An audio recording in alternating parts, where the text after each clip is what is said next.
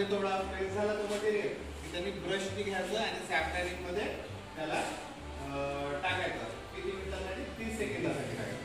मग तिथून 30 सेकंद झाला त्याला कलर आला की त्याला काढायचा नाही. जे जास्तचा कलर असेल तो काढण्याकरिता आपण त्याला पुन्हा फ्रेश वॉटरमध्ये ट्रान्सफर केला. आणि मग ट्रान्सफर केल्यानंतर स्लाइड घ्यायची. स्लाइडमध्ये सेंटरमध्ये त्याला माउंट करायचं. व्यवस्थित त्याला ब्रशनी किंवा फोर्सेपनी माउंट स्लाइडच्या सेंटरमध्ये याला माउंट करायचं. ओव्हरलॅप नाही झाला पाहिजे याची काळजी घ्यायची. मटेरियल नाही का एकामेकावर ओव्हरलॅप झालं तर दिसणार नाही व्यवस्थित. तर याच्यात मग काय करायचं, 1 ड्रॉप ऑफ ग्लिसरीन याच्या साह्याने घ्यायचं असं आणि 1 ड्रॉप ग्लिसरीन याच्यावर असं पोअर करायचं. ठीक आहे.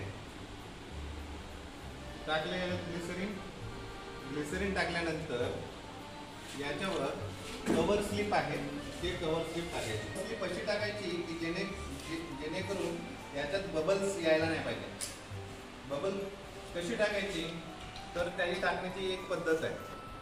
कवर स्लिप आहे याला काय म्हणतात, कवर स्लिप.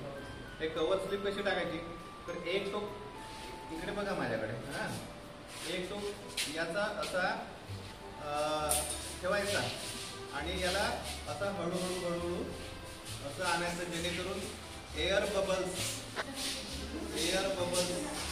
यायला नको. असं टाकल्यामुळे काय होते, तुम्ही ते स्क्रीन कवर लावताना स्क्रीन गार्ड मोबाईलला एअर बबल्स नाही आले पाहिजे म्हणून तो कसा लावतो बघा, तसा इथे बबल्स नाही यायला पाहिजे. सेंटरला बिलकुल असं टाकायचं. असं झालं, हे झालं मटेरियल तयार आपला. हां, आणि आता त्याला मायक्रोस्कोप खाली आपण ऑब्झर्व करतो. क्लिअर दिसतंय आपल्याला, एकदम मस्त स्लाइड झाली आहे, सुंदर दिसतंय आपल्याला. छान याच्यामध्ये आपल्याला टोमॅटो दिसत आहे. आता बघू शकता तुम्ही सगळेजण.